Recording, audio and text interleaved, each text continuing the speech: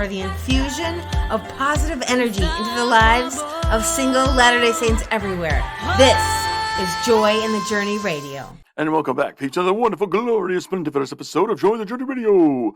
I am Lance, your host for Joy in the Journey Radio. Today, it's the 25th of August, 2021, and this is episode number 191, Make Memories a Priority. I've been thinking about a lot of different things recently with a cross-country trip coming up. I'll be flying for the first time in 8 years. I'll also be starting a new semester in my PhD program, so yeah, I've been thinking about a lot of things. This isn't really the best time to take this trip. With a new semester starting, I shouldn't be going anywhere. But the trip I'm taking isn't about me as much as it is about my mother. A few years ago, my mother began showing the early signs of dementia. As things grew progressively worse, she moved into an assisted care facility. Despite the very good care she's received there, her condition has continued to worsen. I haven't seen her in 2 years, and I'm not certain how much longer it will be before she won't be able to recognize me. That's why I'm making this trip despite the inconvenience. I want to make memories while I can. I want to make memories a priority. With my mother's birthday approaching, it's the perfect time to do this. Still, I'm not sure what to expect in this trip. As I said, I haven't flown in 8 years. It's not that I don't like travel. It's just most of my travels have been accessible by car. I say most because when I started my PhD program, I could have flown instead of driving across the country. But had I done that, I would have missed the opportunity to visit with one of my aunts who died just last month. As I drove across the country, I made it a point to plan my route so I would be able to visit with her. And I'm glad I did that because now that she's passed on, I no longer have that opportunity to make memories with her, at least not in this life. Now I see a similar situation with my mother. I'm not saying she's about to die.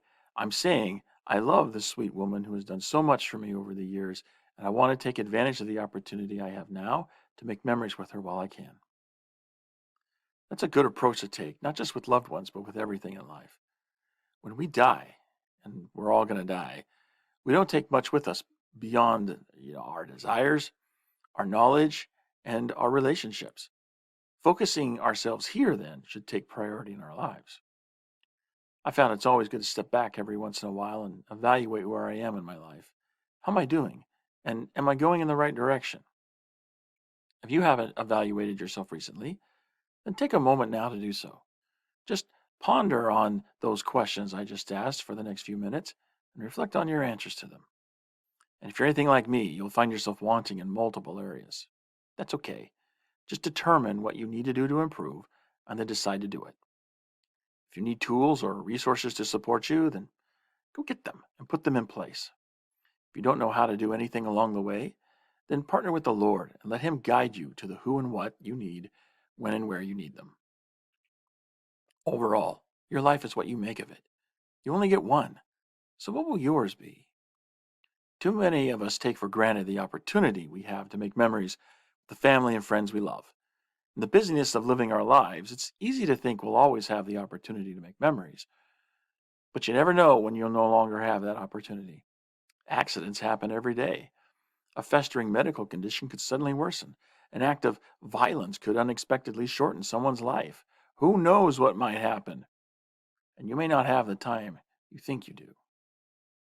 Don't waste the opportunity you have to make memories while you can. Your life is what you make of it. You only get one.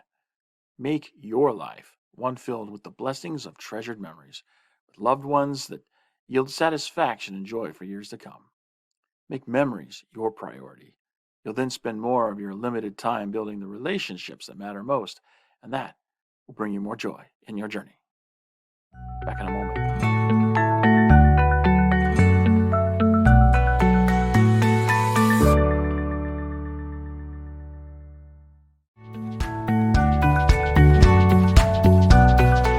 Joy in the Journey Radio. And welcome back, peeps. We are here in the JJ Zone, Join the Journey Radio. Today, broadcasting about making memories a priority. You want to make your memories a priority. You want to, you want to make your memories a priority. It says it all, doesn't it? I mean, really, it's just like I said in the monologue. You never know when the opportunity to make memories is going to be gone. You never know. I mean, Um, eh, take advantage of those opportunities. As I said in the monologue, I've been sitting here, I'm thinking about a lot of things, and um, you know, uh, this whole pandemic thing has just been a challenge. Let's put it that way. Um, I think it's challenged a lot of us. Um, it's brought a lot of sadness and sorrow and grief and frustration. It's introduced new sources of contention in people all over the world. And, it's been a real challenge. For me, the challenge has been more in lost opportunity, um, more than anything else. I actually started my PhD program in the fall of 2019. And so it was, that was just before the pandemic came in. So I mean, by the time we got to the lockdowns, I hadn't even finished a full academic year. And I had basically moved clear across the country to come to this school where I'm doing my PhD, and it involved a considerable amount of sacrifice. For one, I didn't have the resources to take all of my stuff with me. I had to get rid of about 2/3 of my stuff. And then when I consider, differences in cost of living, I mean, cost of living where I was living before, much lower than where I'm living now. And so, your money buys more where the cost of living is lower. And so, where I was living in a 3-bedroom house with carpet and a dishwasher, and, there's a room there for the washer and dryer, and a 2-car garage. And, I mean, it was a really nice place. And now I traded in for something that's nowhere near as nice. No dishwasher, no washer and dryer, hardwood floors. The place is essentially a dump. And but I mean, I gave that up. I gave up the opportunity to continue making additional side income as an adjunct instructor. Uh, I so I'm actually financially worse off in the short term, at least. Um, Hopefully not in the long term. That's why I'm doing this, right? And yeah, so it's just one of these things that you look back and you're just like, I went through all of this only to end up taking classes online, because that's what happened when everything went into lockdown. All my school related stuff just shifted online. Now, as far as being in the online environment, it didn't bother me at all. I was pleased as peach pie to see that. you know, so that didn't bother me at all. But it was like I went through all of this expense and trouble and energy and time and money, and to do what? To what now? Take classes online? Yeah, needless to say, I'm a little disappointed about that. You know, hindsight's always 2020, but looking back, I wish I would have pushed for that first year to be online. Just say, look, just give me this first year to be online so I can make more of a transition, and that'll work out really well for me, I think. And that would have worked out excellent for me, actually, because then that first year would have come into a second year, and my class is still online. We're not in the same state of lockdown that we were before, so I think I could have done more. So I look at those missed opportunities, but of course, hindsight's always 2020. I mean, I don't kick myself too much because it's like, who would have foreseen that COVID-19 was going to come and basically wreck everyone's lives in 2020? I mean, you know, I mean, I guess if you're one of those people who believed it was planned, then you have an answer for that question. But if you don't, then it's like, how could you have known? How could you have known and foreseen this? So, like I said, hindsight's always 2020. So the thing to do is to just take what we have now, learn from our past, so we can do something different in the present to have a better tomorrow, a better future. And that's what I'm doing with this trip. I'm leaving here in a few days.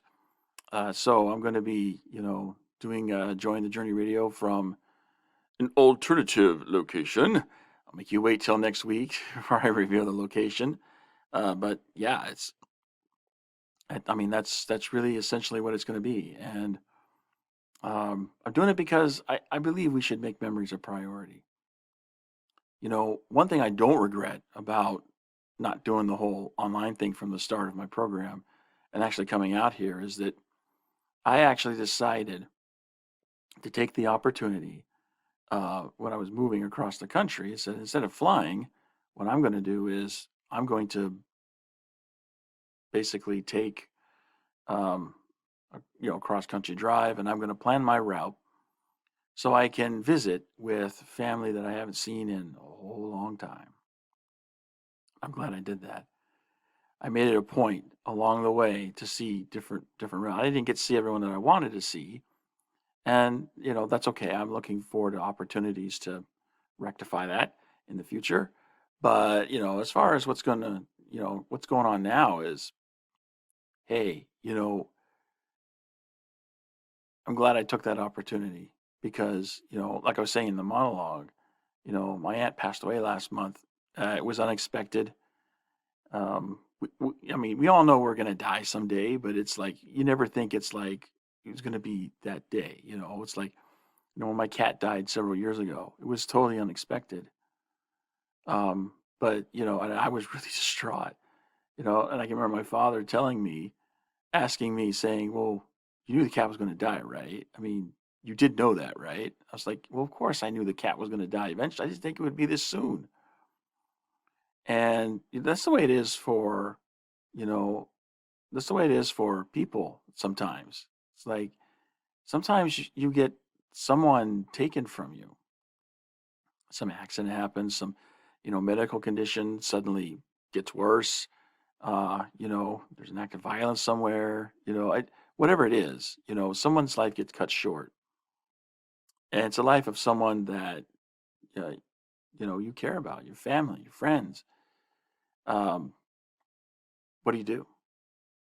Because, see, at that point, the opportunity for making memories is gone. It's no more. You don't have that opportunity anymore. And so when you think about, like, you know, the limited nature and how we don't really know how limited it is.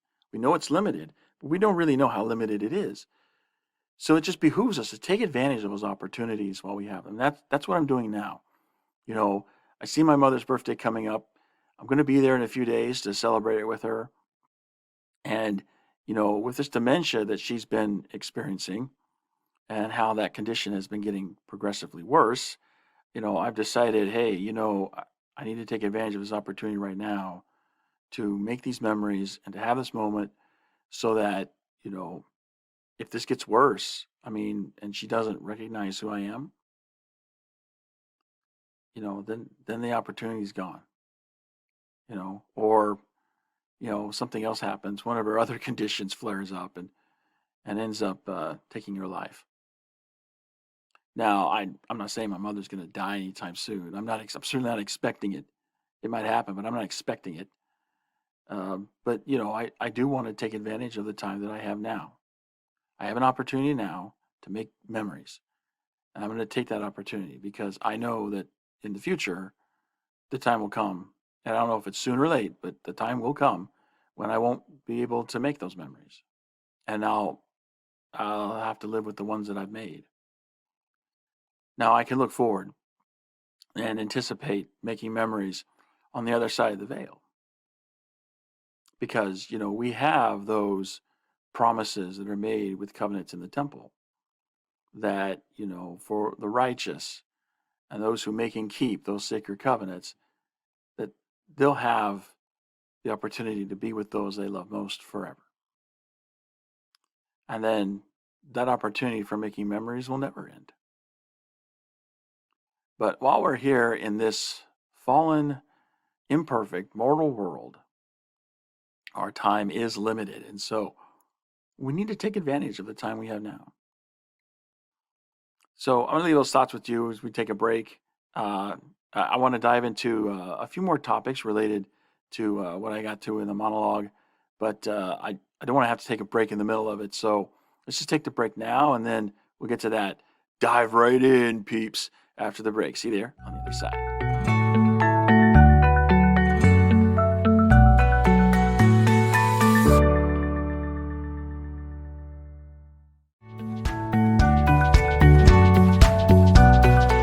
Joy in the Journey Radio. And welcome back, peeps, from that break. We are here in the JJ Zone, Joy in the Journey Radio. Today, talking about making memories a priority. We really want to make those memories a priority because, like I was saying before the break, you never know when that opportunity is going to go away. I mean, we take this for granted. We take time for granted. We think we have all the time in the world. And in fact, our time is limited, and we don't know how limited the time is. So we really do need to take advantage of the time we have now to move forward and to make those memories so that we have them, so that when the opportunity is no longer there, then, we have that. Now, you think about the reason why this matters is because it gets back to what matters most. It gets back to what matters most. What is true wealth in life? You think about the true wealth is really going to be what we can take with us when we pass through the veil. Because it's not going to be worth anything if you can't take it with you. So what can you take with you? Well, when we die, we're all going to die. Like I said in the monologue, we can take with us our desires, we can take with us our knowledge, and we can take with us our relationships. These then are the things that, are true sources of wealth. And we should therefore make sure that we're spending the bulk of our resources on acquiring this source of true wealth: our desires, our knowledge, and our relationships. Let's talk for a moment about each one of those, because I think it's really good in life every once in a while, sit back and take a step back and evaluate and see, okay, how am I doing? Am I headed in the right direction? Am I putting my attention on things that matter? And typically when we feel like, things are overwhelming, or, it's just, we feel like something's missing, or we feel like something's not right, it's typically because we're out of balance with what we're going after. We don't have priorities that are aligned with what really matters most. And so you got to ask yourself, when you die, what can you take with you?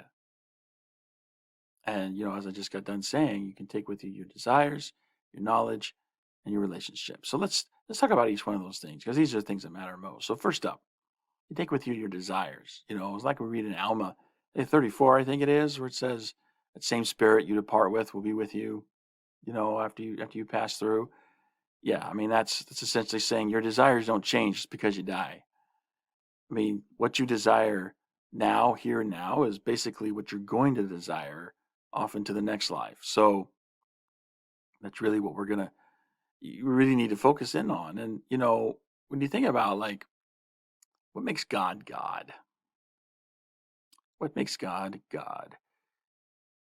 I think a large part of what makes him what he is his desires. His desires are so purified that he has absolutely no desire to do anything that's not right, and no desire to do anything that's not best. I think if you go back and you just step back and you think about it, right? It's like we all have those commandments that we struggle with, but we also have those commandments that we don't struggle with at all. And in fact, the quote unquote temptation to do something wrong in that area is not really a temptation at all. Because see, we don't have any desire to do anything. Okay, speaking for myself, I'll just use an example. I don't really have a problem with, the don'ts of the word of wisdom. I have no desire to drink coffee. I have no desire to use tobacco. I've got no desire to drink alcohol. All this stuff. I don't have any desire with. So any sort of quote unquote temptation that might come along, to get me to go a different way, then it's not really going to tempt me, because I don't have any desire to do those things. And I think that's part of what makes God God, is that for everything, his desire is so purified that he doesn't want to do what's not right, that he only wants to do what's best. And, a large part of our eternal progress, of which this life in this mortal realm that we live in, is just a small part of the whole eternal journey that we're on. And, when you consider that, to get to that point where our desires are so purified that we don't want to do anything that's not right, that we don't want to do anything that's not best, then I think, you think about the work that it would take. And it's that work, that's the eternal journey that we're on. We're in the process of doing that work. And, if whatever desires you have now, you're going to have in the next life. So, it just behooves you to work on it now, and especially considering that some of the desires that we can work on in this life, a little harder to work on in the next life if you don't have a physical body. There's going to be a space between the time we pass over and the time we get resurrected. So in that space, we're just nothing but a spirit. So how do you make progress in changing your desires that are related to a physical body when you don't have a physical body? See, it behooves us. It behooves us to make sure we're spending appropriate resources in changing our desires, and that's where the atonement comes in. A large part of the atonement is to help us become more pure, to help us become, more, lose that desire for what's not right, and to desire what the Lord wants us to desire.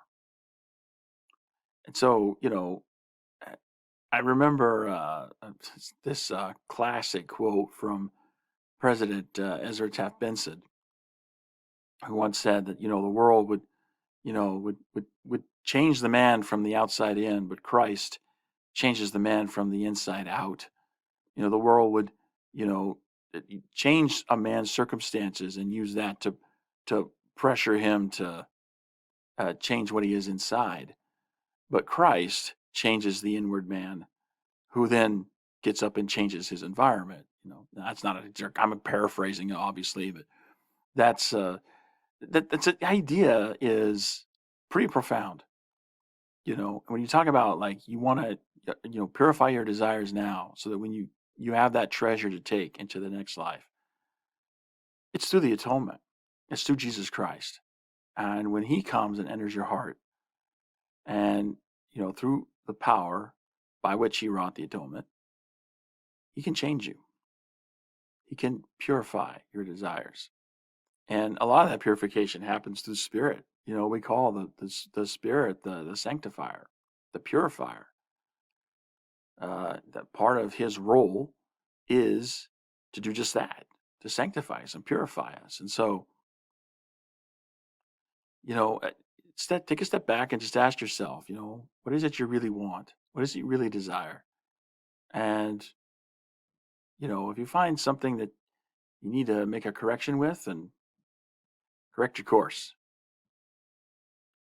Let's talk for a moment about knowledge. Knowledge, we take it with us, our knowledge. I think the highest form of knowledge that we can take with us is not knowledge per se, but how to use the knowledge that we have.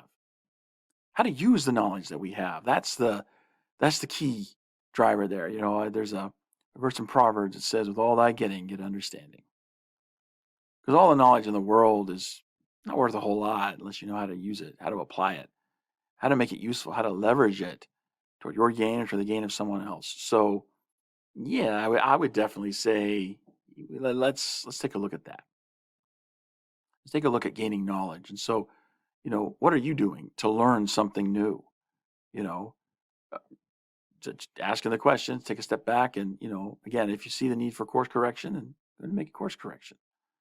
And then finally, relationships.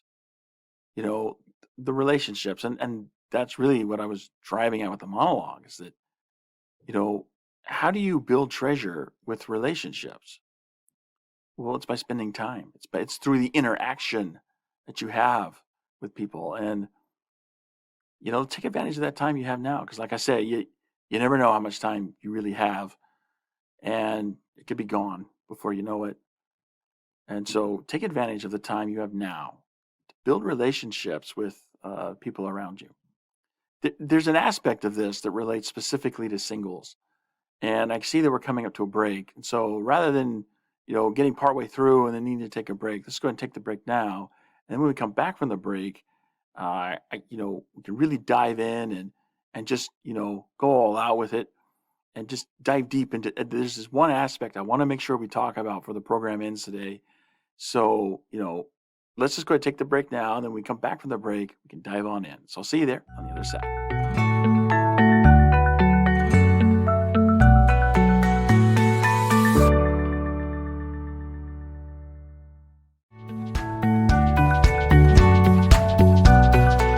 Joy in the Journey Radio. And welcome back. Pete from that break. We are here in the JJ Zone, Joy in the Journey Radio, today talking about making memories a priority. We need to make memories a priority. And before the break, I was talking about, the three things that we take with us when we pass over the other side: our desires, our knowledge, and our relationships. And so you want to build real wealth. You want to focus on those three items, purifying your desires, acquiring more knowledge, and, not just the knowledge, but also the wisdom, knowing how to use that knowledge and apply it and leverage it for good. And then, relationships, the relationships you have with other people. And these are the three things that I think are real wealth, because they're the only three things that we can take with us on the other side. So we should focus our attention here. But there's one aspect, we're talking about relationships with singles, that I think merits some special attention. And I took the break a little early because I wanted to make sure that we had sufficient time. I'm going to dive in and talk about this. So let's do that. Let's go ahead and dive in and talk about this. The one aspect that I wanted to talk about that relates to singles is this. We all know those individuals, and maybe you're one yourself, or maybe you were one. But I mean, either way, if you're not, then we all known someone who was this way. And, there are those singles who are so obsessed in the one relationship that they have, or rather the one relationship they don't have, the one that they really want, that they miss the opportunity to grow all the others they already have. They become so obsessed with not having that special someone, that companion in their life, that they focus entirely on it and they become blinded to everything else that they have. And I want to talk about this aspect because I used to be this way. And, when you come to an awareness of why people are that way, what's driving it, really, there's two things driving that sort of thing. The first is, actually, I was about to say one's based in culture and the other isn't, but come to think of it, both are actually based in culture. The first is, you've got in Larry Sink culture, there is this idea that there's no, outside of marriage. And so because we are creatures designed for, then that means that, in order to be accepted in the society and fulfill those desires we have inside of ourselves, there's this drive to get married. That's the first part. And the second one is, more based in the culture. And that is that cultures are simply conventions of tribes. Like, it's basically the list of rules for how members of the tribe interact with each other, and how do you know who's a member and who's not, who belongs and who doesn't. That's really what it's about. So when it comes to Latter-day Saint culture, traditionally that culture has centered around being married with kids. And because of that, that's what drives the marker of belonging. Okay. What drives the marker of belonging culture is what the culture is centered around. So because our culture as Latter-day Saints is typically centered around being married with kids, then that means in order to belong, you need to be married with kids. But guess what? If you're single, by definition, you're not married with kids. You might have kids. You might be a single parent. You could be divorced. or maybe you had kids and you never married. I have a good friend that I've recently reconnected with from long ago. I found in the process of catching up, I found out that she's got a couple kids, but she never got married. It's okay. I love all my friends anyway. I mean, everyone makes their own decisions in life, and I don't judge people. I just say I'm too busy loving you to judge you, uh, which is something I picked up from Mother Teresa, some of her wisdom that she shared with others. And I remember when I encountered that, I was like, that's really impressive. Too busy. We should be too busy loving people to judge them. And I'll let God ferret out everything. And anywho, because we're single by definition. We don't have the marriage. We might have the kids part, but we don't have the marriage part. So, we don't have the marker of belonging. And so a lot of the challenges that we have as single Latter-day Saints, and if you're a longtime listener, you know we've talked about this time and time again. A lot of the challenges that we have as single Latter-day Saints stem from this one thing, that we're trying to belong to a culture that's centered around something that we, by definition, do not have. And so it'd be really great if we could just change everything around. If we could just have a culture that's centered on Christ and the covenants that we've made, and so then the marker of belonging becomes: are you trying to, keep every covenant you can? And then if you are, then you belong. And if you're not, then we invite you to make the changes so that you can belong. That's what it should be. And too often, that's not what it is. At least it hasn't what it's been traditionally. Now, I do see change in the air. I do see that, we're coming to a place where we are changing. We're changing that around. But, these things take time. These things take time. And so, patiently trudge on along, try to help as we can and try to influence as we can, and, just keep moving forward. But, I do remember a time in my life, getting back to what I was talking about before. I do remember a time in my life when, I was so obsessed with not having that companion, and what was driving it was I was trying to fit into the culture. I was trying to feel accepted. I was trying to feel like I belonged. And we all have a deep-seated need as human beings to feel like we belong to a group that's larger than ourselves. We all have that need. And so I was just being normal. But because I didn't have that companion in my life, because my efforts at getting that companion weren't very fruitful, then that just inspired me to try harder. But of course, if you try harder at something that's not working, you're just going to get more frustrated, and that's what I ended up. I ended up becoming more frustrated, and there are singles, not a few, who are in that same situation. So if you're in that situation, then that's what I want to talk about here in this last segment before we end up with the program, because there's a way out of that. There's a way out of that. When I was living in life that way, I wasn't really all that happy. I was okay, but I really wasn't all that happy. And there were times when I was just really just down and discouraged and feeling hopeless and helpless, and I just didn't know what to do. And I struggled for a number of years, wondering, how to deal with that. And, over time, the Lord gently led me as I was willing to be led, because, I don't know if you can see, but pretty hard up there. So sometimes it takes a while for things to get through. And, it takes a while for things to get through sometimes. So, but eventually, I learned, and the Lord was patient. Just, take me step by step. And eventually I got to the place where I am now. And of course, the place I am now is not where I'm going to end up. The place where I am now is just, a stop along the way.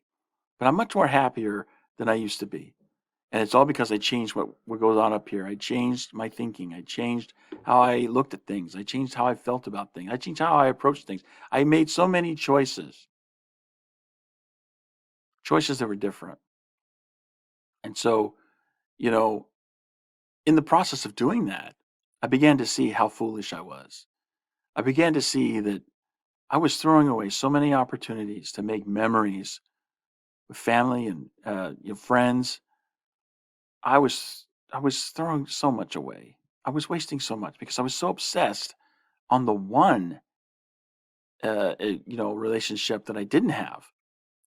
And so I was spending so much time trying to pursue that and trying to fill that gap that I missed the opportunity to fill in and expand on the relationships that I did have. And yeah, how different would it be now if I had those treasured memories to think back on? One of my favorite poets of all time is William Wordsworth. It's part of the Romantic tradition there in British literature, and you know, there's one of his poems where I can't, gosh, I can't remember the exact words. Um, Try to go get it and read it.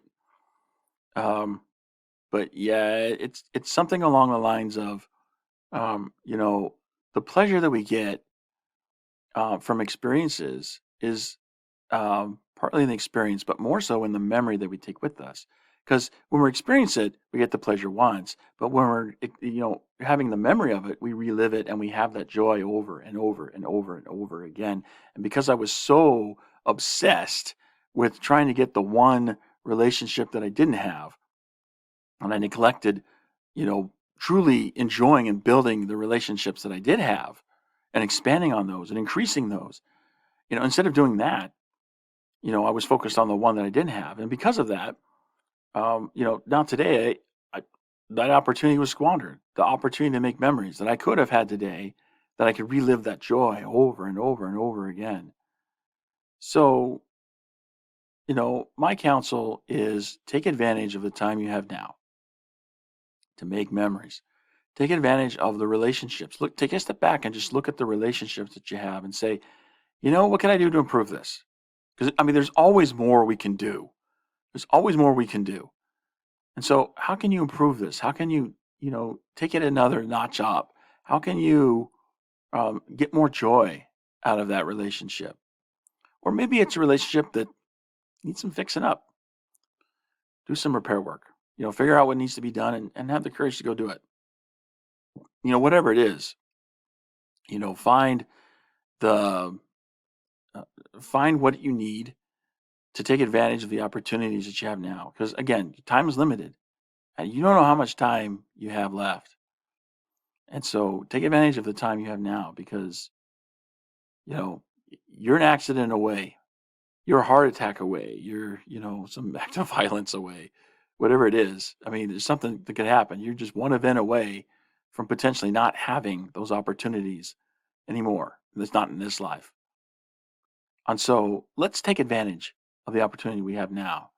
Let's not focus so much on what we don't have, but let's focus more on what we do have. Because again, it comes back to your focus, right? Your focus determines your reality. So when you focus on what you don't have, that creates a reality of lack, creates a reality of scarcity. When you focus on what you do have, it creates a reality of abundance.